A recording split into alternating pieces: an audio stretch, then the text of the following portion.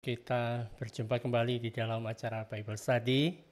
Malam hari ini kita akan membahas dari surat 1 Timotius. Ini merupakan perjumpaan yang perdana di dalam pembahasan kita. Kita akan belajar kebenaran firman Tuhan dari sana, dan saya berdoa waktu kita belajar bersama-sama, kita bisa mendapatkan pewahyuan dari Tuhan yang pastinya akan mengubahkan kehidupan kita. Baik, Bapak Ibu, Saudara-saudara, teman-teman semuanya, kita akan langsung masuk di dalam pembahasannya. Hari ini kita membahas dari surat 1 Timotius lebih dahulu. Dan seperti biasanya kalau mengikuti Bible Study bersama dengan saya, kita akan lihat ayat demi ayat, pasal demi pasal, dan kita akan berusaha untuk membahasnya dan mempelajari ini sesuai dengan konteks, tidak lari ke sana kemari. Oke, jadi kalau kita berbicara tentang surat Timotius ya, 1 Timotius. Biasanya pada waktu orang mempelajari tentang hal ini, misalnya di sekolah Alkitab atau di STT dan sebagainya, mereka selalu menggabungkan ketiga surat ini, bahkan ditambah satu lagi yaitu surat Filemon. Jadi surat 1 dan 2 Timotius, surat Titus itu seringkali digabungkan dan dilihat secara bersamaan. Ada alasannya sih kenapa seperti itu. Yang pertama adalah karena surat-surat ini, surat kepada Timotius dan Titus itu mirip, ada kesamaannya. Jadi surat-surat ini punya kesamaan. Tapi yang kedua adalah alasan kenapa seringkali dicampurkan dan dimasukkan dalam subjudul tentang surat-surat penggembalaan. Ini karena surat-surat ini berbeda dengan surat-surat Rasul Paulus lainnya yang ditujukan langsung kepada jemaat-jemaat. Jadi ada perbedaan. Kalau kita membacanya, kita temukan bahwa surat-surat Paulus yang dikirimkan kepada jemaat-jemaat ini pada bagian awal sampai bagian tengah biasanya itu bicara tentang hal-hal doktrinal, hal-hal yang mendasar, hal-hal yang kita pahami, yang kita perlu untuk kita percayai. Itu yang ada di dalam surat-surat Rasul Paulus kepada jemaat-jemaat, misalnya surat Roma, surat Efesus, Galatia, Korintus gitu ya, Filipi, Kolose, itu biasanya di awal-awal itu bicara tentang doktrin.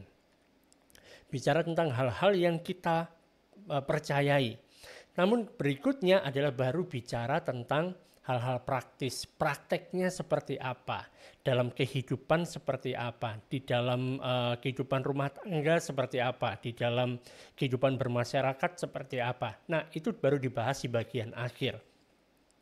Berbeda dengan surat yang dikirimkan kepada Timotius dan Titus ini, mulai dari awal itu sudah banyak sekali berbicara tentang hal-hal yang praktis, hal-hal yang bisa dipraktekkan. Jadi kayaknya agak sedikit berbeda gitu kan, cara dia menuliskan suratnya.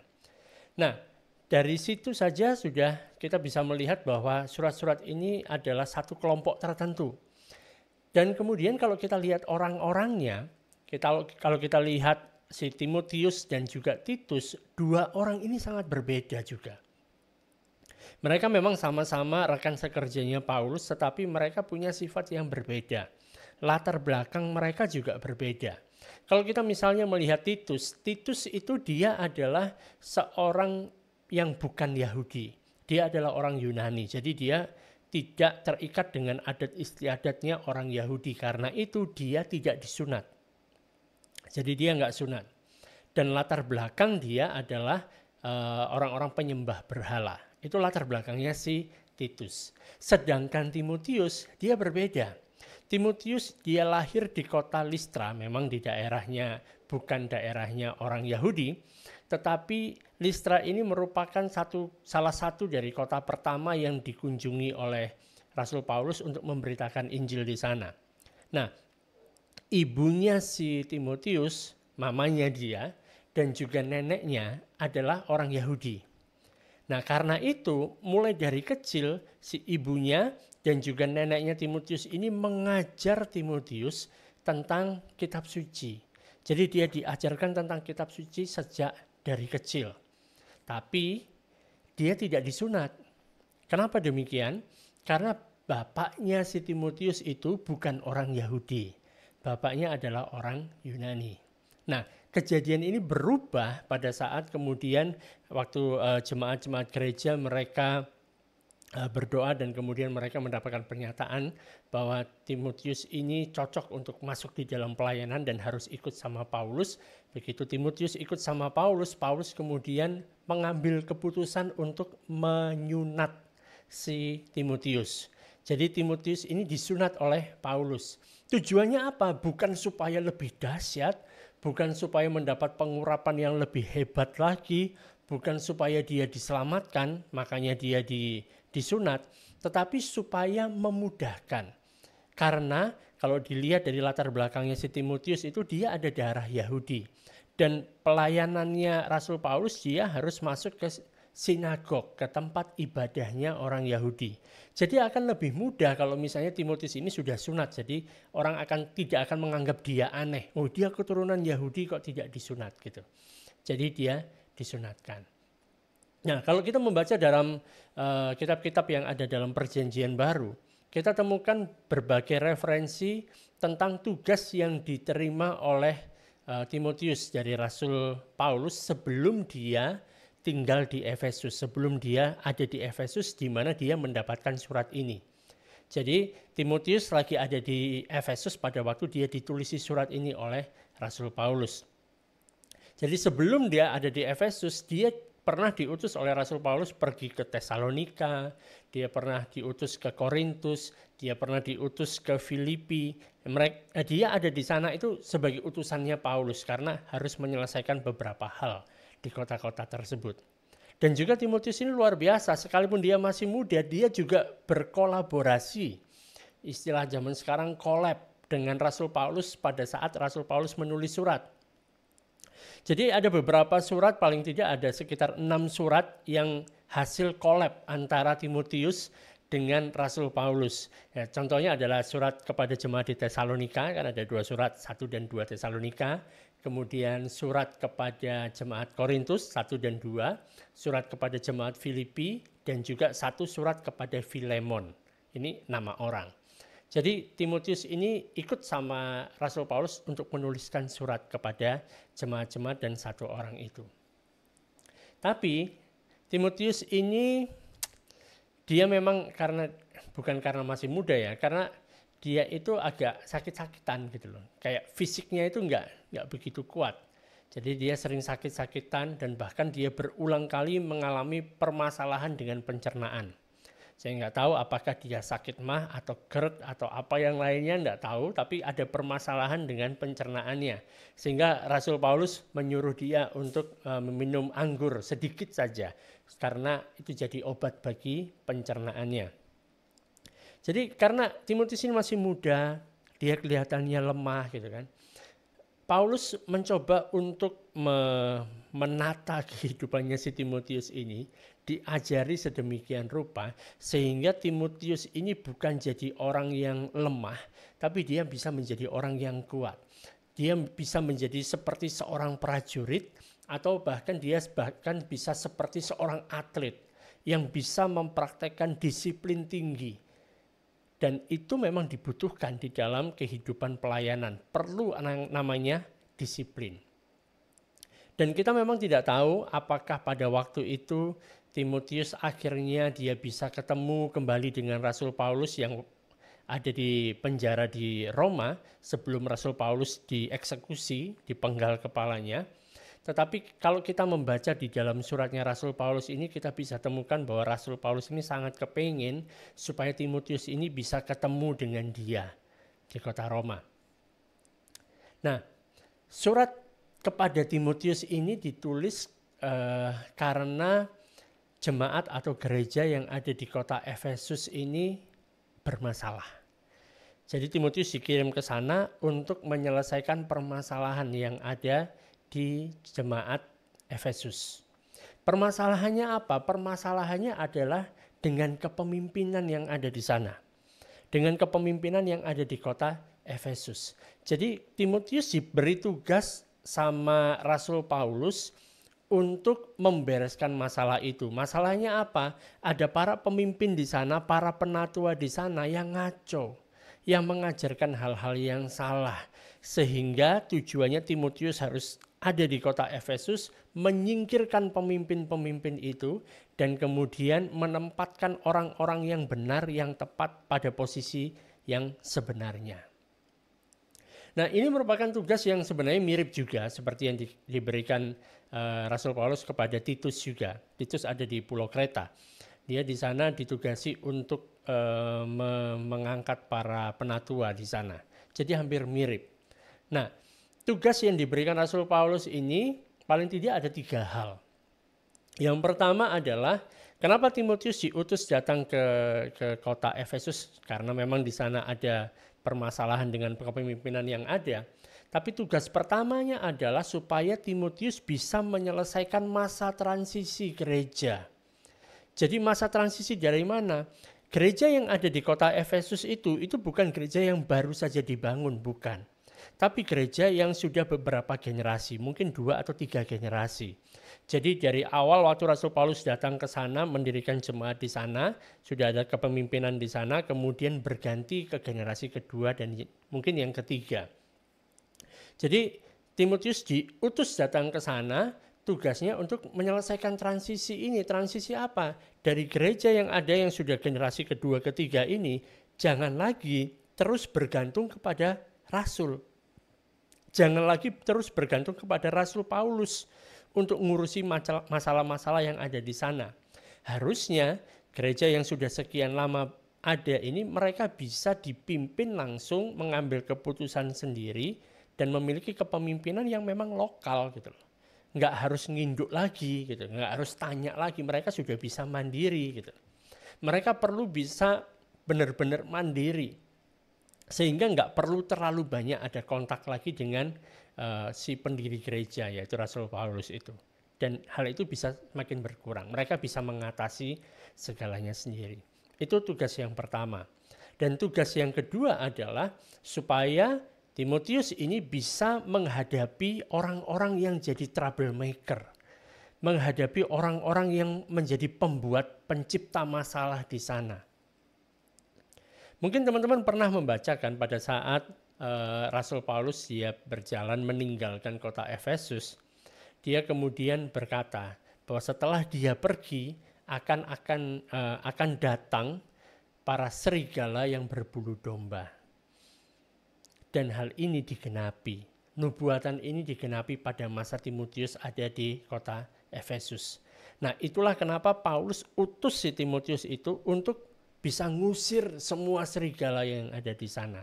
Mungkin dia bisa melihat bahwa Timotius ini bisa jadi pawangnya serigala. Serigala berbulu domba itu diusir semua di sana. Itu tujuan yang kedua.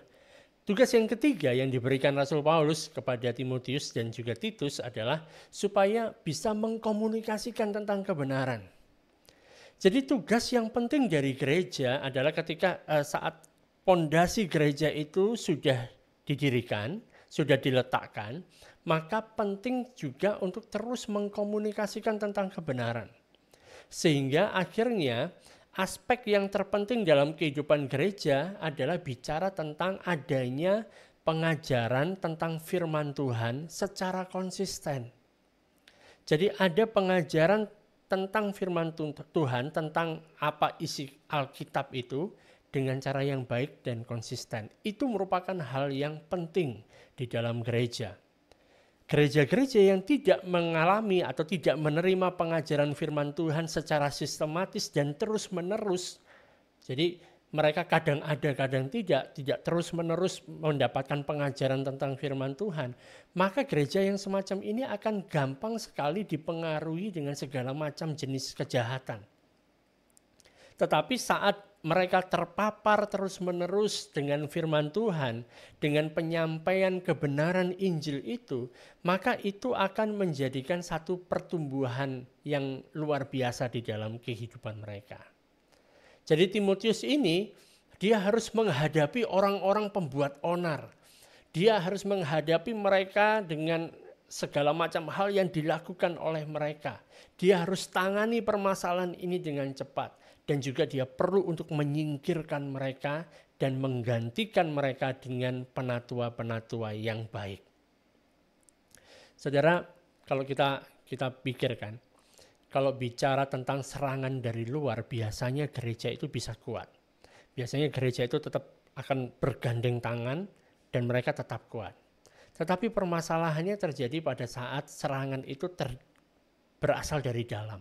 Dan itu bisa menjadi suatu hal yang berbahaya.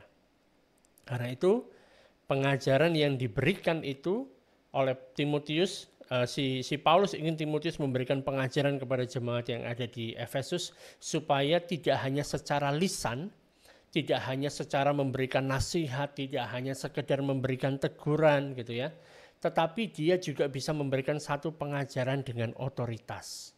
Jadi enggak sekedar memenuhi pikiran saja, tetapi dia bisa memberikan pengajaran itu dengan kuasa, dengan otoritas.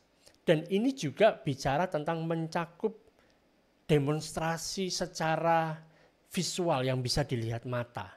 Bagaimana kehidupannya Timotius itu bisa mencerminkan apa yang dia ajarkan. Bagaimana dia bisa mengatakan tentang kebenaran tetapi dia juga bisa menjadi teladan dari kebenaran yang dia katakan. Nah, oleh karena itu kita akan masuk di dalam pasal yang pertama, mulai dari ayat yang pertama sampai ayat yang ke-19. Mari kita buka Alkitab kita, saya akan bacakan buat kita semuanya.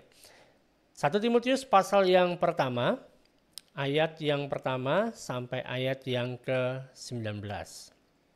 Dikatakan demikian. Dari Paulus, Rasul Kristus Yesus menurut perintah Allah, Juru Selamat kita dan Kristus Yesus dasar pengharapan kita.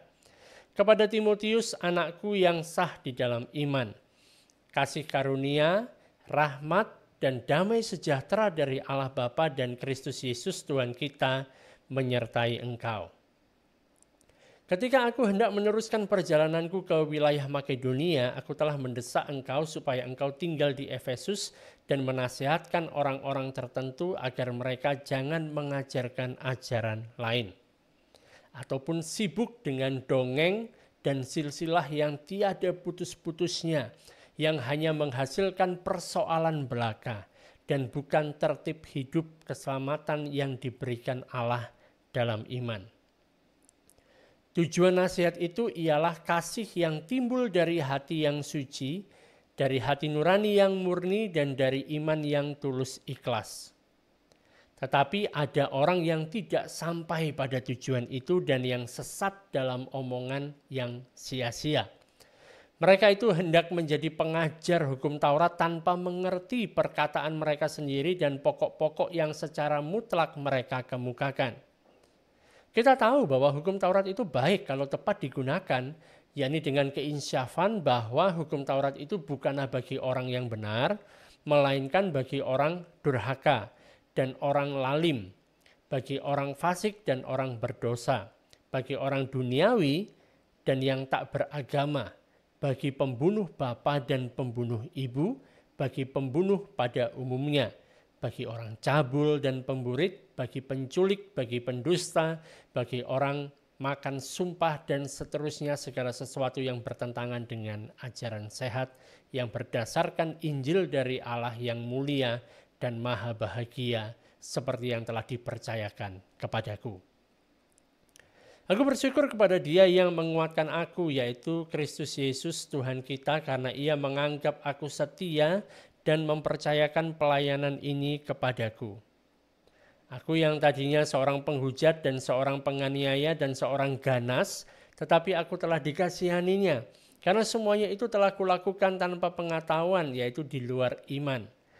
Malah kasih karunia Tuhan kita itu telah dikaruniakan dengan limpahnya kepadaku dengan iman dan kasih dalam Kristus Yesus. Perkataan ini benar dan patut diterima sepenuhnya. Kristus Yesus datang ke dunia untuk menyelamatkan orang berdosa. Dan di antara mereka, akulah yang paling berdosa. Tetapi justru karena itu aku dikasihani agar dalam diriku ini sebagai orang yang paling berdosa, Yesus Kristus menunjukkan seluruh kesabarannya. Dengan demikian aku menjadi contoh bagi mereka yang kemudian percaya kepadanya dan mendapat hidup kekal. Hormat dan kemuliaan sampai selama-lamanya bagi Raja segala zaman, Allah yang kekal, yang tak nampak, yang esa. Amin. Tugas ini kuberikan kepadamu Timotius anakku sesuai dengan apa yang telah dinubuatkan tentang dirimu supaya dikuatkan oleh nubuat itu engkau memperjuangkan perjuangan yang baik dengan iman dan hati nurani yang murni. Beberapa orang telah menolak hati nuraninya yang murni itu dan karena itu kandaslah iman mereka. Di antaranya Himeneus dan Alexander yang telah kuserahkan kepada iblis supaya jera mereka menghujat. Wah, cukup panjang ya ayatnya, ayat 1 sampai ayat yang ke-19. Jadi Paulus menuliskan surat yang kita sebut sebagai surat 1 Timotius ini untuk memberikan semangat pada si Timotius. Dia jelaskan kepada Timotius bagaimana sih harusnya gereja lokal itu dikelola gitu ya.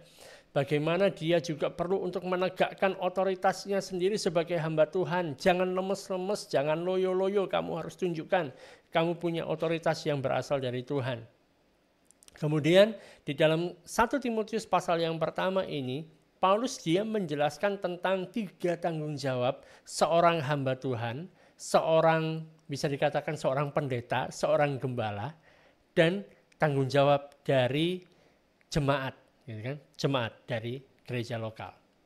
Tanggung jawabnya apa? Dua-duanya sama, punya tanggung jawab yang sama. Yang pertama adalah tanggung jawabnya adalah untuk mengajarkan ajaran yang sehat. Jadi yang diajarkan adalah ajaran yang sehat, bukan ajaran yang sakit. Dari sini di awal mula si Rasul Paulus menuliskan suratnya, dia langsung menegaskan otoritasnya sebagai hamba Yesus Kristus. Dikatakan dengan sangat jelas di ayat yang pertama bahwa dari Paulus, Rasul Kristus Yesus menurut perintah Allah Juru Selamat kita dan Kristus Yesus dasar pengharapan kita. Jadi orang-orang yang berusaha untuk mengganggu si Timotius ini, mereka perlu mengingat bahwa gembala mereka ada di sana karena Tuhan sendiri telah menempatkan dia di sana. Jadi orang-orang yang mulai bikin masalah ini harus tahu bahwa Timotius ada di sana itu karena memang ditempatkan Allah sendiri gitu.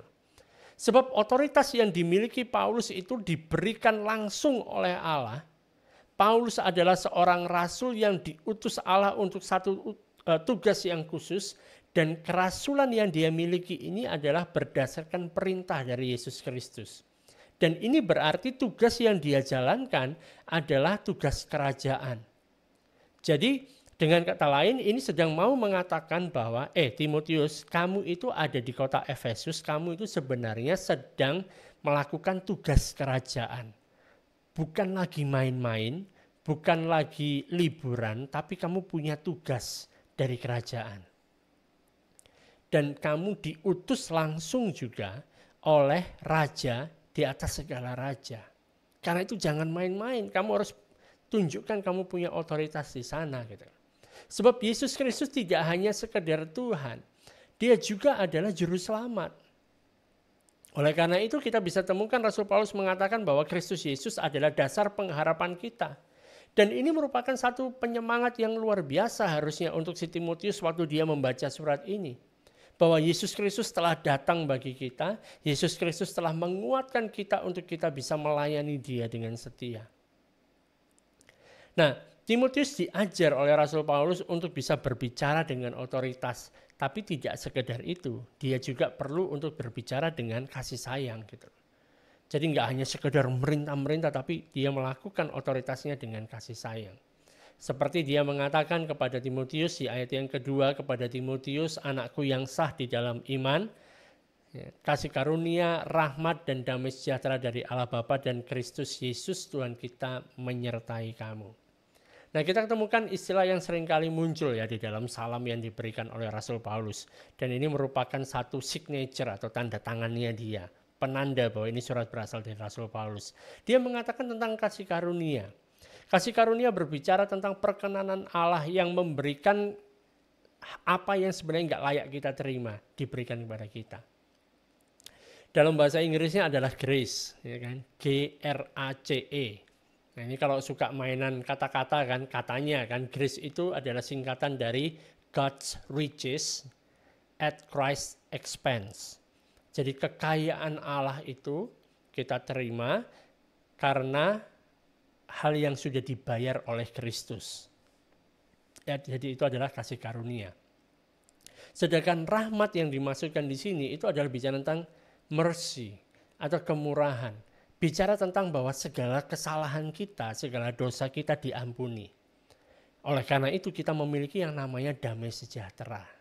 Dan damai sejahtera ini di dalam konteks ini Rasul Paulus banyak sekali bicara tentang hati nurani.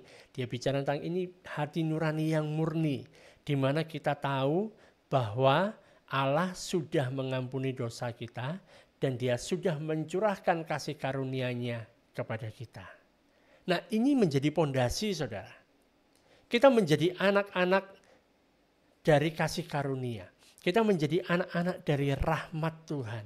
Kita menjadi anak-anak dari damai sejahtera yang kita dapatkan berasal dari Allah Bapa dan Kristus Yesus yang menjadi satu-satunya pengharapan kita. Nah, di ayat yang ketiga di sana dikatakan bahwa ketika aku hendak meneruskan perjalananku ke wilayah Makedonia, aku telah mendesak engkau supaya engkau tinggal di Efesus dan menasihatkan orang-orang tertentu agar mereka jangan mengajarkan ajaran lain. Ini yang dilakukan oleh Rasul Paulus, yang ngomong sama Timotius, ya kan, waktu dia mau berjalan ke Makedonia, Timotius kamu tinggal di sini aja, tinggal di Efesus, kamu harus bereskan ini. Ada orang-orang yang mulai mengajarkan ajaran yang lain. Gitu. Jadi salah satu alasan, gitu kan, salah satu alasan mengapa seorang pelayan Kristus, hamba Tuhan itu perlu terus tetap bekerja, itu karena gara-gara ada banyak guru-guru palsu yang mereka sibuk sekali mencoba untuk bisa mempengaruhi orang percaya. Ada para pengajar doktrin-doktrin palsu di zamannya Rasul Paulus. Dan saya percaya di zaman sekarang juga ada banyak. Gitu loh. Karena itu kita perlu menanggapi hal ini dengan sangat serius. Gitu. Dan guru-guru palsu ini, para pengajar-pengajar palsu ini, mereka tidak punya kabar baik bagi orang-orang yang berdosa. Mereka nggak punya kabar baik bagi orang-orang yang sedang terhilang itu. Malah yang mereka lakukan adalah mereka berusaha makin menyesatkan orang-orang Kristen ini, menyesatkan orang-orang percaya, dan kemudian mengikat orang-orang ini sehingga mereka bisa mendukung tujuan yang mereka punya. Gitu. Jadi dijadikan pengikut mereka. Dan di sini Paulus menggunakan satu bahasa yang bisa dikatakan ini merupakan bahasa di dunia militer, gitu kan, untuk membantu Timotius ini bisa melihat bahwa ini permasalahan yang serius. Dia menasehatkan, ya, dalam bahasa Indonesianya dikatakan menasehatkan. Ini ya, saya kasih warna yang berbeda ini. Aku telah mendesak engkau supaya engkau tinggal di Efesus dan menasehatkan. Dalam bahasa Inggrisnya bicara tentang charge, gitu kan? Berkuasa di sana. Atau dalam bahasa Yunaninya adalah paragelo. Itu bicara tentang memberi perintah yang tegas, dan ini perintah dari atasan, sama seperti dari di dalam militer kan, kalau sudah atasannya memberikan komando, memberikan perintah harus dilakukan gitu loh. Jadi sepertinya Rasul Paulus sedang mau mengatakan kepada Timotius kan, kamu bukan hanya sekedar seorang gembala jemaat yang berada di satu kota yang memang sulit gitu loh. Tapi kamu juga merupakan seorang prajurit. Dan kamu mempunyai perintah dari sang raja. Dan sekarang kamu perlu untuk menyampaikan perintah ini kepada para prajurit yang lainnya yang ada di jemaat Efesus. Jadi dia ngomong seperti itu kepada si Timotius. Perintahnya apa?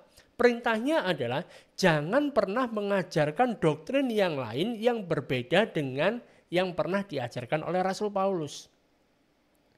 Jangan ajarkan yang lain. Di gereja mula-mula, saudara, orang percaya itu memang diajari tentang firman Tuhan. Mereka diajari tentang makna dari doktrin-doktrin dasar kekristenan.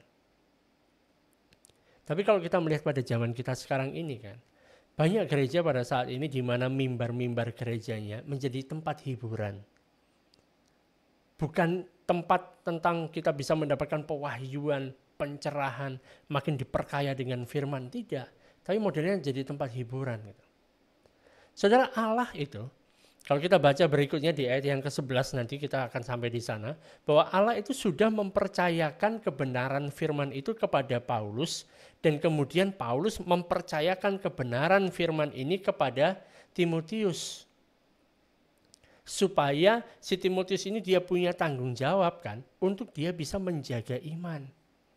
Dan juga menyebarkannya kepada orang-orang yang ada di sana. Jadi ini merupakan tugas yang diberikan kepada Timotius, bukan perkara yang remeh gitu loh. Karena ini berasal dari Tuhan sendiri.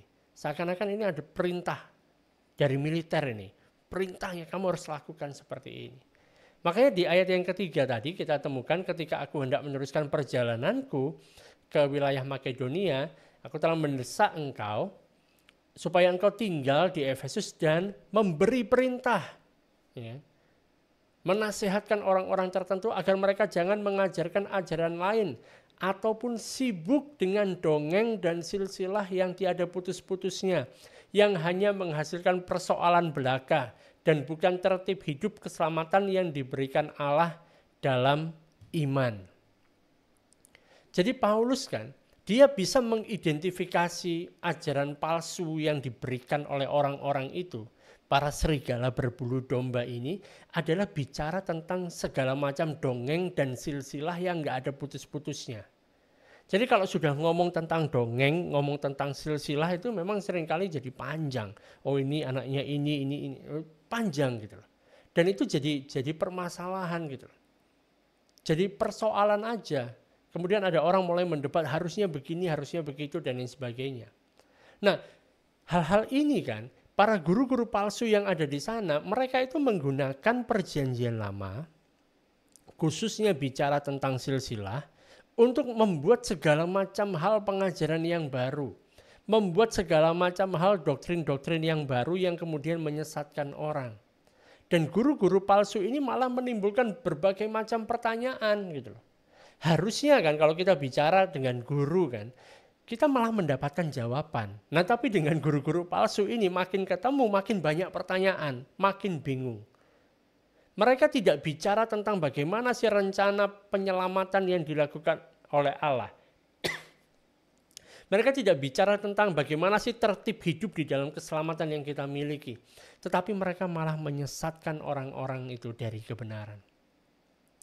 Jadi pengajaran yang dilakukan oleh nabi-nabi palsu, bukan nabi palsu ya, guru-guru palsu, sorry ya. Guru-guru palsu ini adalah pengajaran yang bukan menghasilkan kasih, yang akhirnya tidak menghasilkan kemurnian, yang akhirnya tidak menghasilkan hati nurani yang baik, hati nurani yang murni, tidak menghasilkan iman yang tulus, tetapi malah menyebabkan ada berbagai macam perpecahan, ada muncul kemunafikan, ada berbagai macam masalah yang muncul.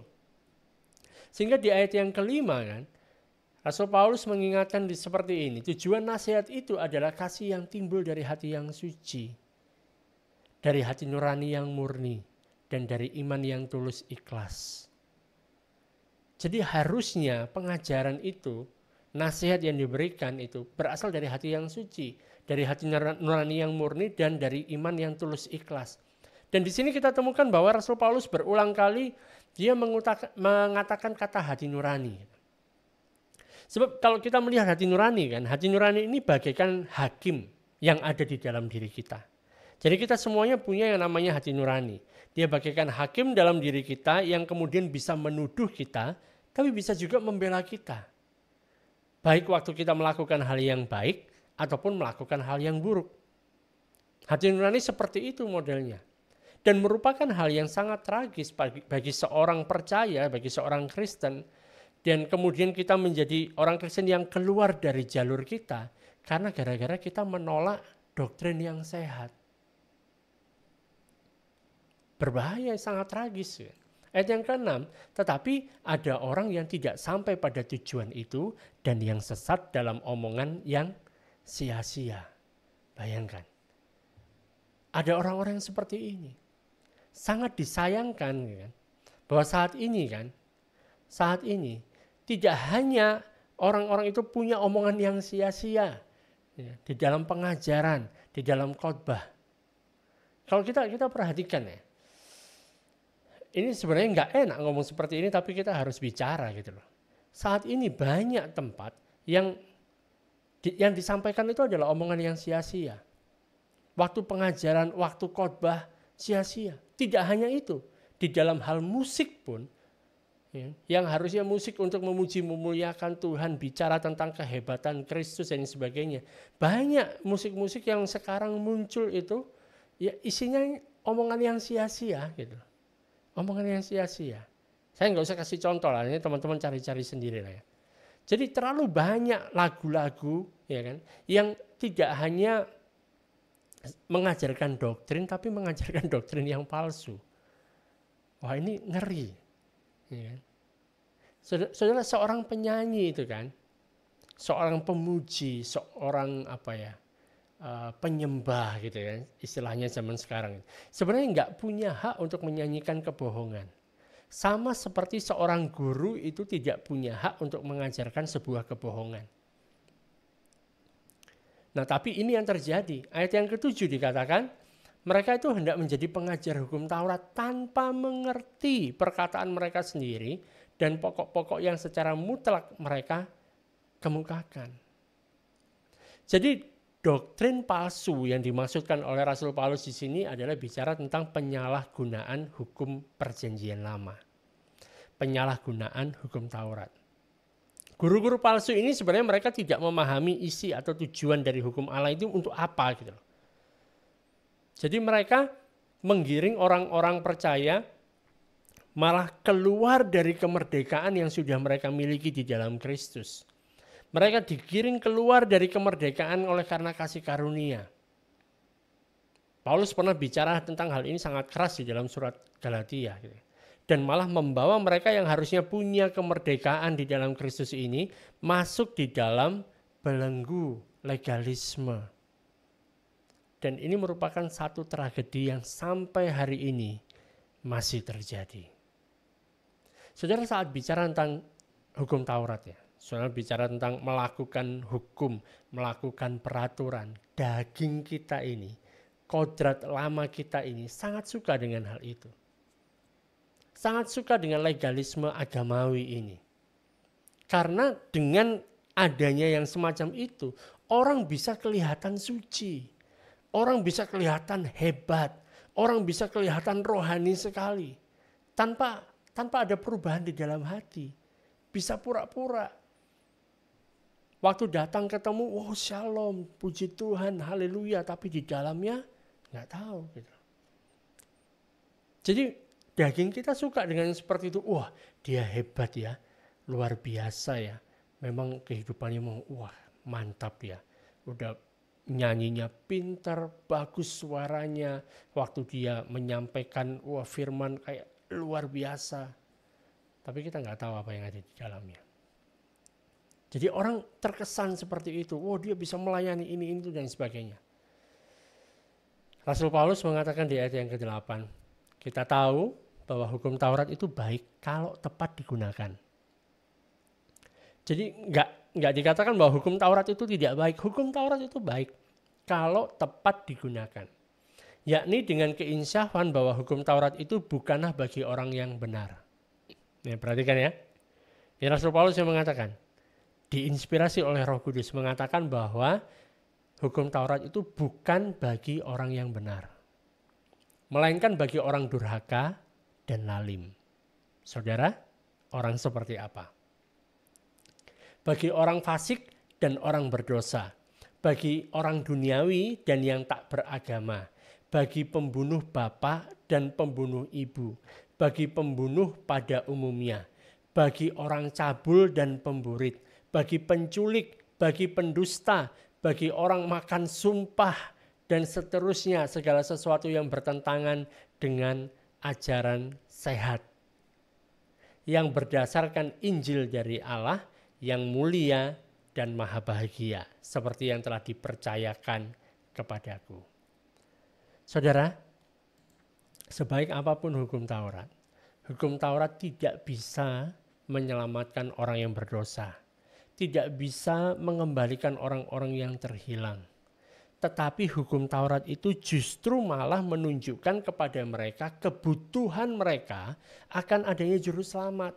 Sebab mereka tidak bisa menyelamatkan diri mereka sendiri. Nah, pada saat orang percaya itu, orang yang berdosa ini mereka percaya kepada Yesus Kristus, maka mereka telah dibebaskan, mereka bebas dari kutuk hukum Taurat. Dan tuntutan kebenaran Taurat itu digenapi di dalam kita yang tidak hidup menurut daging tetapi menurut roh. Jadi Injil dari Allah yang mulia itu tidak hanya sekedar Injil dari Allah yang mulia tapi yang maha bahagia, itulah yang bisa menyelamatkan orang berdosa. Injil yang menyelamatkan. Kabar baik itu yang memberikan keselamatan. Dan Paulus sendiri, dia sudah mengalami kuasa Injil itu. Betapa dahsyatnya kuasa Injil di dalam kehidupannya Rasul Paulus. Dia mengalami. Dan setelah itu tidak hanya sekedar dia mengalami bagaimana dia bisa diselamatkan oleh karena kuasa Injil. Dia juga dipercayakan dengan pelayanan pemberitaan Injil. Jadi sebenarnya kalau kita mau gabungkan gitu ya. Hukum Taurat dan Injil itu berjalan bersama-sama, beriringan gitu. Karena saat kita hanya bicara tentang hukum Taurat saja, itu sama seperti datang ke dokter tapi cuma dikasih diagnosis sakitnya ini, tapi nggak dikasih obat gitu loh.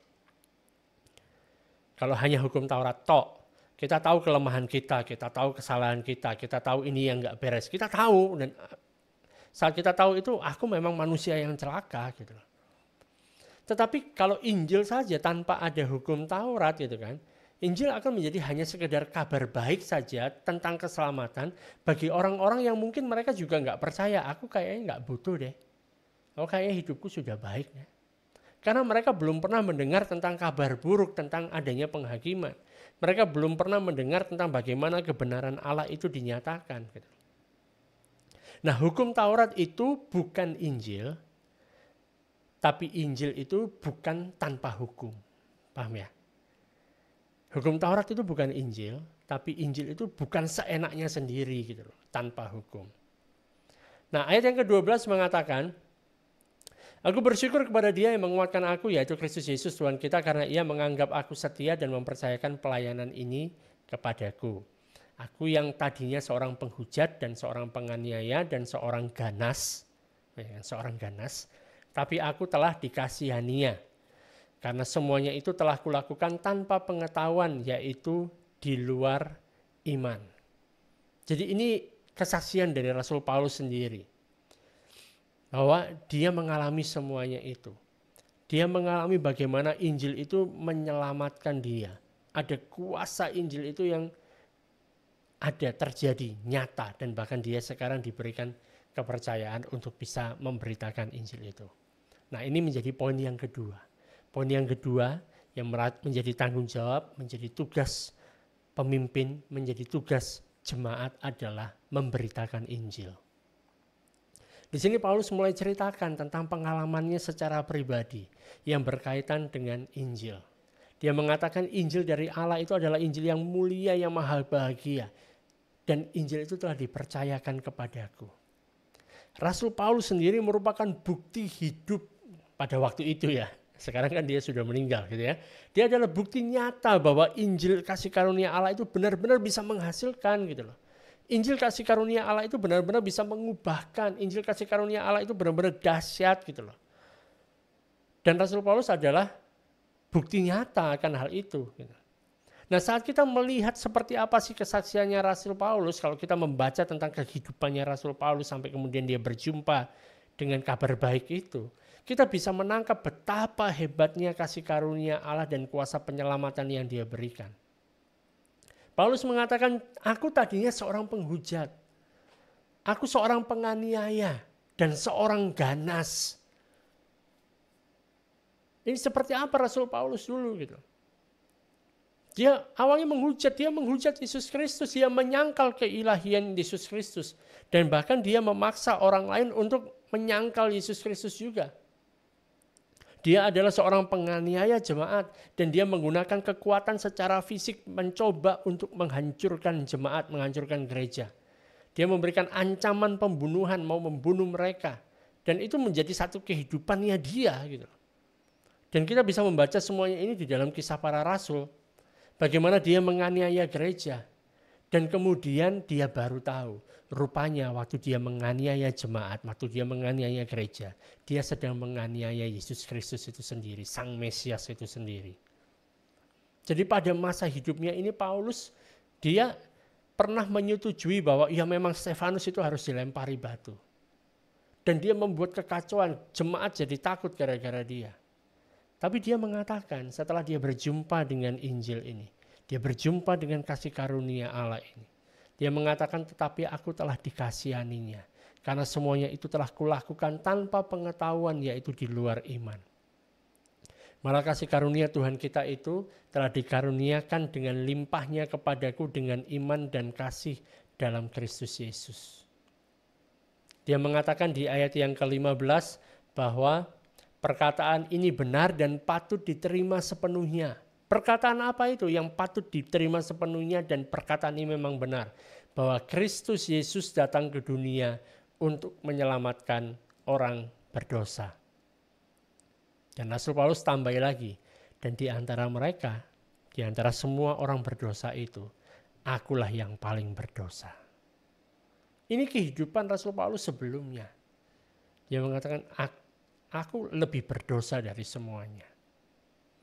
Nah, bagaimana Paulus dia bisa diselamatkan? Bagaimana sih Allah yang kudus itu, Allah yang suci itu bisa menyelamatkan dan mengampuni orang berdosa yang memiliki kebenaran pribadi sama seperti yang dilakukan oleh Rasul Paulus itu yang merasa aku paling hebat gitu. Bagaimana bisa? Kuncinya adalah karena ada belas kasihan dan anugerah. Karena ada belas kasihan dan kasih karunia dari Allah.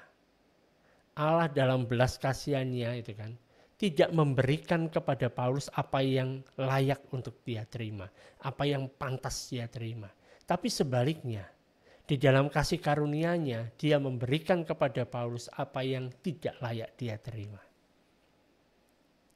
Ini hal yang luar biasa, Saudara.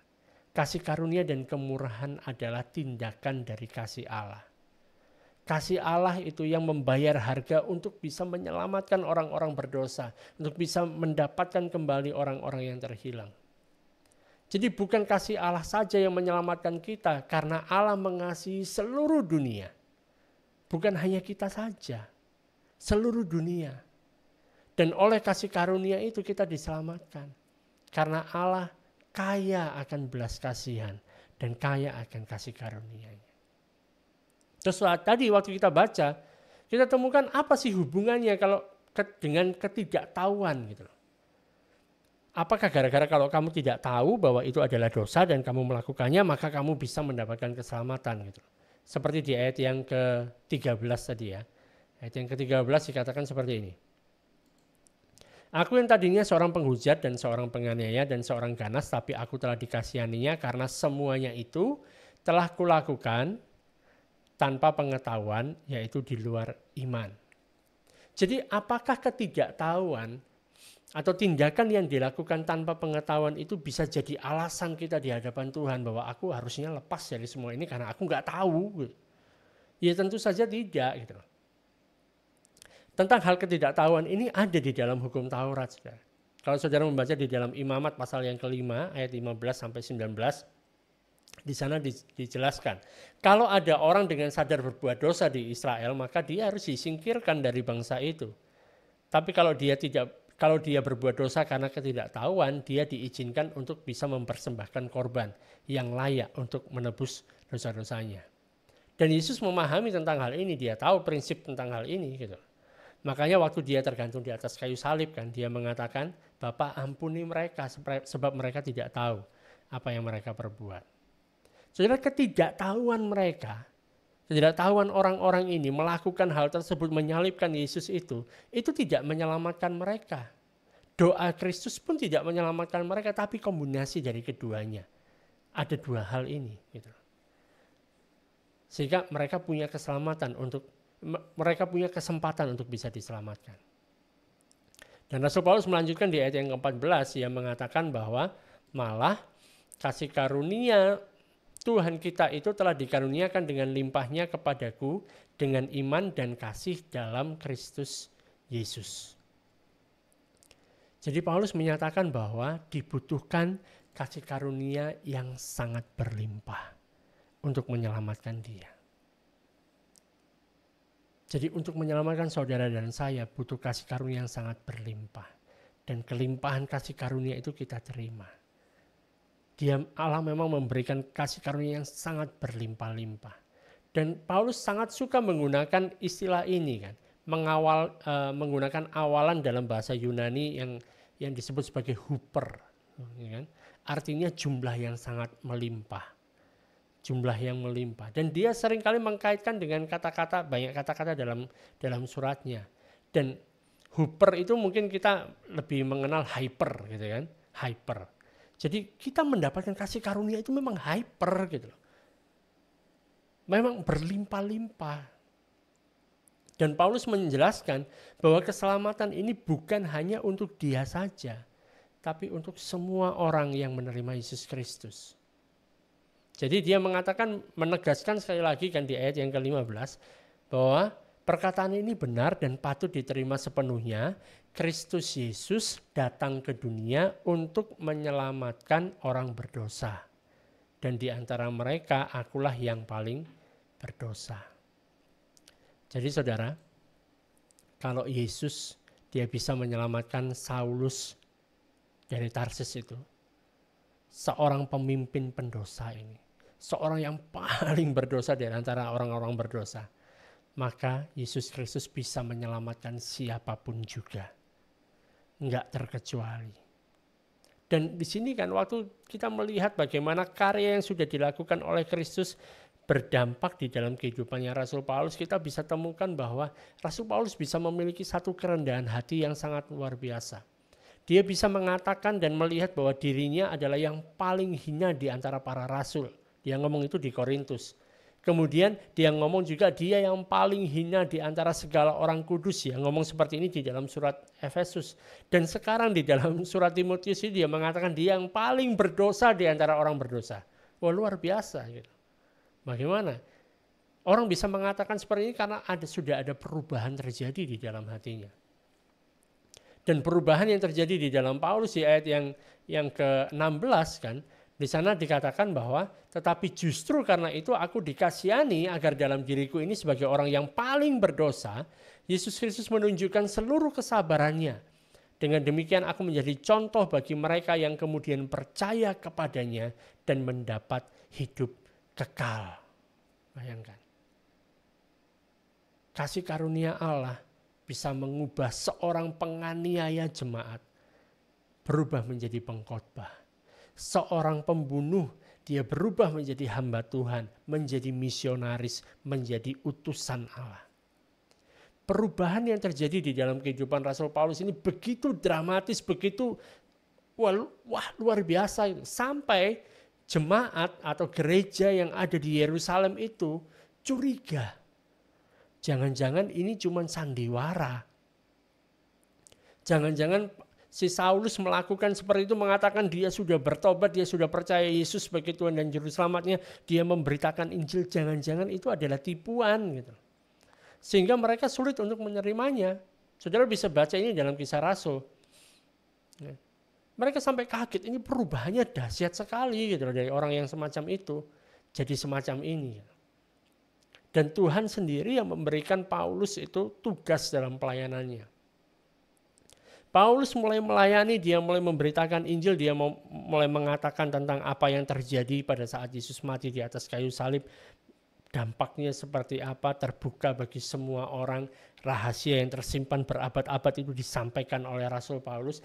Dia mendapatkan tugas untuk melakukan itu langsung dari Tuhan Yesus, bukan disuruh sama Petrus atau disuruh oleh rasul-rasul yang lainnya. Dia dipanggil dan ditugaskan oleh Kristus yang sudah bangkit. Kristus yang saat ini ada di sorga. Jadi Allah tidak hanya mempercayakan Injil kepada Paulus, tapi dia juga memampukan Paulus ini untuk bisa memberitakan Injil tersebut. Jadi saudara, ketika seseorang itu mau untuk merespon gitu kan, mentaati panggilan dari Tuhan untuk dia mau melayani, Tuhan selalu akan memperlengkapi orang tersebut dan memampukan orang tersebut. Sama seperti yang dikatakan di ayat yang ke-16 tadi, kita lihat sekali lagi. Tapi justru karena itu aku dikasihani, agar di dalam diriku ini sebagai orang yang paling berdosa, Yesus Kristus menunjukkan seluruh kesabarannya, dengan demikian aku menjadi contoh bagi mereka yang kemudian percaya kepadanya dan mendapat hidup yang kekal. Tapi saudara, Paulus tidak hanya sekedar menjadi pelayan. Dia nggak sekedar menjadi hamba saja. Paulus juga bisa tampil sebagai teladan, menunjukkan seperti ini loh kehidupan yang seharusnya. Jadi dalam hal apa si Paulus ini bisa menjadi teladan bagi orang-orang berdosa? Dia bisa menjadi teladan bagi orang-orang yang terhilang dan kemudian mereka bisa percaya kepada Kristus. Kalau kita mau meniru apa yang terjadi sama Rasul Paulus, ya apa yang dilakukan oleh Rasul Paulus, ya jelas kita nggak bisa gitu. Kita nggak ada dari kita yang mengalami pengalaman sama seperti yang dialami oleh Rasul Paulus pada saat dia berjalan naik kuda gitu menuju ke kota Damsyik, dan kemudian dia melihat cahaya yang terang dari sorga turun dan kemudian dia jatuh, dia menjadi buta. Kita nggak mengalami seperti itu gitu. Kita nggak mengalami Yesus berbicara dari sorga gitu. Jadi Saulus, nama saya pun bukan Saulus gitu loh. Nggak mengalami seperti ini. Tetapi kehidupannya Paulus ini bisa menjadi satu pola, menjadi satu tipe, bahwa setiap orang berdosa yang terhilang gitu kan, mereka bisa melihat apa yang terjadi kepada Rasul Paulus ini. Karena Rasul Paulus mengatakan, akulah orang yang paling berdosa. Jadi dosanya lebih daripada saudara dan saya gitu, menurut omongannya Rasul Paulus. Dan dia menjadi satu bukti nyata bahwa kasih karunia Allah itu bisa mengubah siapapun yang berdosa. Jadi kasih karunia ini begitu dahsyat, bisa mengubahkan. Karena itu mari kita mempercayainya, kita mau menerimanya. Jadi orang yang paling berdosa, yang penganiaya jemaat, bahkan seperti itu bisa diubahkan menjadi pemberita Injil yang dahsyat. Oleh karena itu, ayat 17 mengatakan, hormat dan kemuliaan sampai selama-lamanya bagi Raja segala zaman, Allah yang kekal, yang tak nampak, yang esa. Amin. Nah, kemudian Rasul Paulus memberikan tanggung jawab yang ketiga, yang perlu untuk dipenuhi oleh gereja lokal. Selain tadi mengajarkan doktrin yang sehat, doktrinnya sehat, dan mewartakan Injil, memberitakan Injil, hal ketiga yang perlu dimiliki dan dilakukan oleh gereja lokal, jemaat, adalah mempertahankan iman. Mempertahankan iman.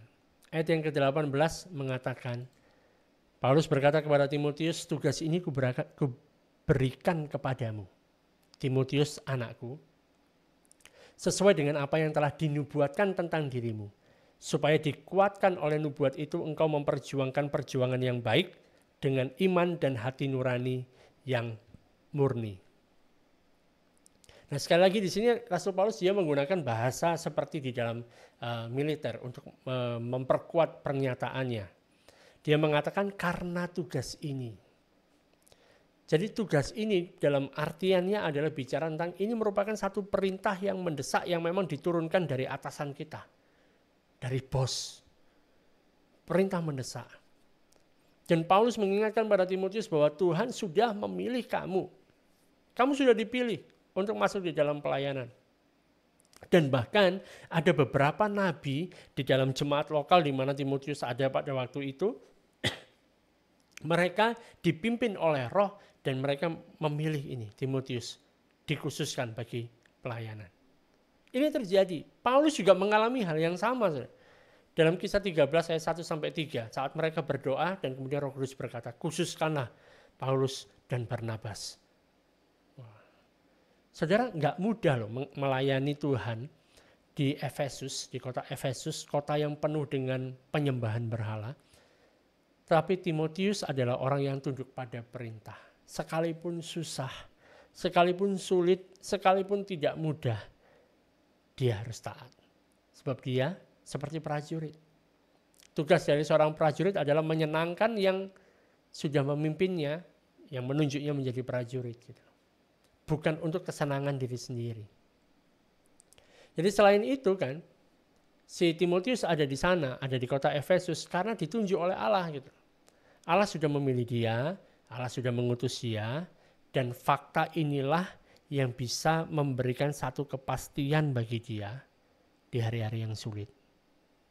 Kalau saudara tahu bahwa saudara itu memang diutus oleh Allah, Allah punya rencana di dalam kehidupanmu. Dia sudah menempatkan engkau di sini, di sana, atau di mana-mana. Dia punya satu rencana yang indah dalam kehidupanmu. Dia punya tugas untuk engkau lakukan gitu. Dan ini merupakan satu fakta yang kita bisa pegang dan memberikan kepastian pada kita. Kok kayaknya sulit ya, susah ya. Tapi ini adalah perintah dari Tuhan. Jadi kita tetap bisa setia. Kita tetap bisa bertahan. Jadi kalau saudara adalah hamba Tuhan yang sudah dipanggil oleh Roh, mau menaati kehendaknya, maka saudara juga tetap bisa melakukannya dan bisa menyelesaikan pekerjaan itu. Ingat bahwa Tuhan yang sudah memilih. Nah, jaminan ini yang bisa memampukan Timotius untuk berperang di dalam peperangan yang baik. Mengapa demikian? Di ayat yang ke-19 mengatakan, karena ada orang-orang ini, ada beberapa orang yang telah menolak hati nuraninya yang murni itu, dan karena itu kandaslah iman mereka. Oh, bayangkan.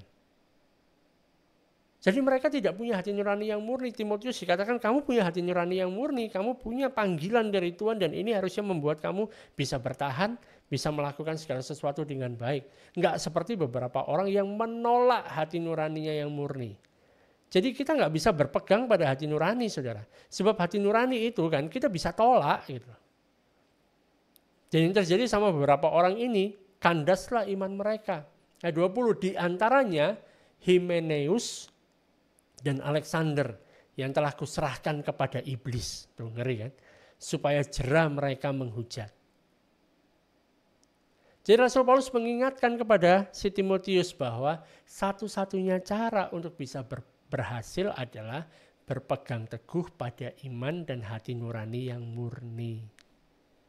Jadi enggak cukup kan kita hanya memberitakan iman di bibir saja, ngomong aku percaya. Tapi kita perlu juga mengamalkan iman itu di dalam kehidupan kita sehari-hari. Makanya ada iman tanpa perbuatan itu mati gitu. Rasul Paulus mengatakan hal seperti itu. Enggak cukup kita hanya ngomong aku percaya. Tapi apakah kita juga melakukannya dalam kehidupan kita sehari-hari? Ada orang yang mengatakan gini, Pak, pendetaku itu memang dia munafik sekali. Dia kalau khotbah itu bagusnya luar biasa. Kalau khotbah itu mantap, angkat jempol 4 gitu. Semuanya dia angkat. Tapi kalau dia sudah khotbah harusnya dia nggak usah turun lagi lah dari mimbar. Dia khotbah aja terus karena itu bagus luar biasa. Ini masalahnya itu kan, dia itu bukan orang Kristen yang baik. Karena itu harusnya dia nggak perlu khotbah. Nah, repot kan? Kalau khotbah kelihatannya bagus, tapi kehidupannya hancur sehingga orang melihat dia, lebih baik kamu nggak usah khotbah deh. Ada orang-orang yang mengaku Kristen, kandas imannya, karena mereka berdosa melawan hati nurani mereka. Jadi doktrin yang buruk yang mereka ajarkan biasanya dimulai dari tingkah laku mereka juga yang buruk. Dan biasanya itu karena ada dosa yang disembunyikan. Kita ketemu sama orang namanya Himeneus dan juga Alexander. Mereka berdua ini sengaja menolak hati nurani yang murni. Dan mereka mempertahankan kehidupan mereka yang fasik. Kehidupan mereka yang tidak baik dipertahankan. Padahal hati nuraninya sudah berbicara. Dan Paulus memang tidak kasih tahu dengan pasti apa sih yang mereka lakukan. Tapi yang dari ayat yang dikatakan di sini, di ayat yang ke-20, dikatakan supaya jera mereka menghujat.